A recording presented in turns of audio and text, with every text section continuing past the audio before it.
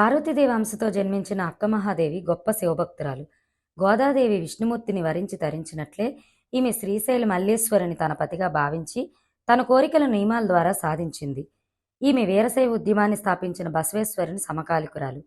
అక్కమహాదేవి కర్ణాటకలోని షీమోగ అంటే ఇప్పుడున్న శివమొగ్గ సమీపంలోని ఉడితడి గ్రామంలో సుమతి నిర్మలశెట్టి దంపతులకు జన్మించింది. పార్వతీదేవి అంశతో జన్మించినట్లుగా భావించిన తల్లిదండ్రులు మహాదేవి అని పేరు పెట్టారు. ఆమె బాల్యంలోనే శివదీక్ష పంచాక్షరి మంత్ర ఉపదేశం జరిగాయి. ఉడితడిని పాలించే రాజు కౌశికుడు ఒకనాడు నగరంలో ఊరేగుతుండగా బాల్య సాఫల్యంతో రాజు మేడలపై నుండి చూస్తూ ఉన్న బాలికలలో అందాల సుందరి మహాదేవి కంటపడింది. వెంటనే ఎలాగైనా ఆమెను తన రాణిగా చేసుకోవాలని తలచి మంత్రిని మహాదేవి తల్లిదండ్రుల వద్దకు పంపాడు.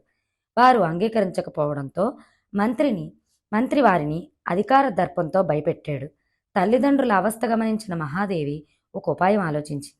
మహారాజుకు తాను విధించే 3 కోరికలు చెల్లిస్తే తాను వివాహం ఆడగలనని, ఏ ఒక్కదానికి ఆటంకం కలిగినా తాను స్వతంత్రాలుగా వెళ్ళిపోతానని తెలిపింది. రాజు దానికి అంగీకరించడంతో మహాదేవి రాజమందిరంలోకి ప్రవేశించి గురుజంగములకు తోడ్పడుతూ మండపంలో కాలం గడపసాగింది. కొంతకాలానికి కౌశికుడు ఆమె వ్రతానికి భంగం కలిగించాడు.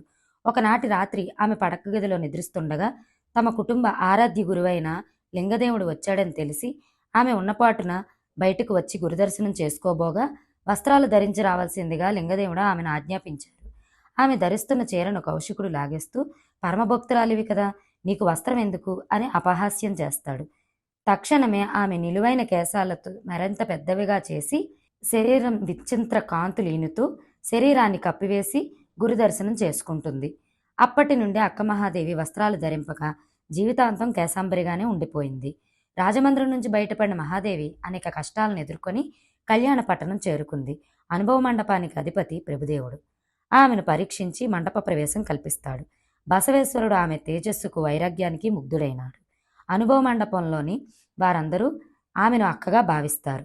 ఆనాటి నుండి ఆమె అక్క మహాదేవిగా ప్రఖ్యాతిగాంచింది. ఆమె మహాశివలింగం కావాలని ప్రభుదేవునికి తెలుపుతుంది. అతడు శ్రీశైలంలో కదలివనంలో గల జ్యోతిర్లింగంలో ఐక్యం కావడం మంచిదని సెలవిస్తాడు. ఎంతో కష్టపడి ఆమె శ్రీశైలం అడవుల్లోకి చేరుకుంటుంది. అనతి కాలంలోనే ఆమె శ్రీశైలం మల్లికార్జునుల్లో ఐక్యమైపోతుంది.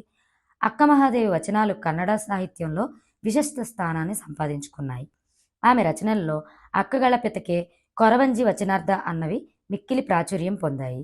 ఆమె వచనాలు గోదాదేవి తిరుప్పావైతో సాటి రాగలవు.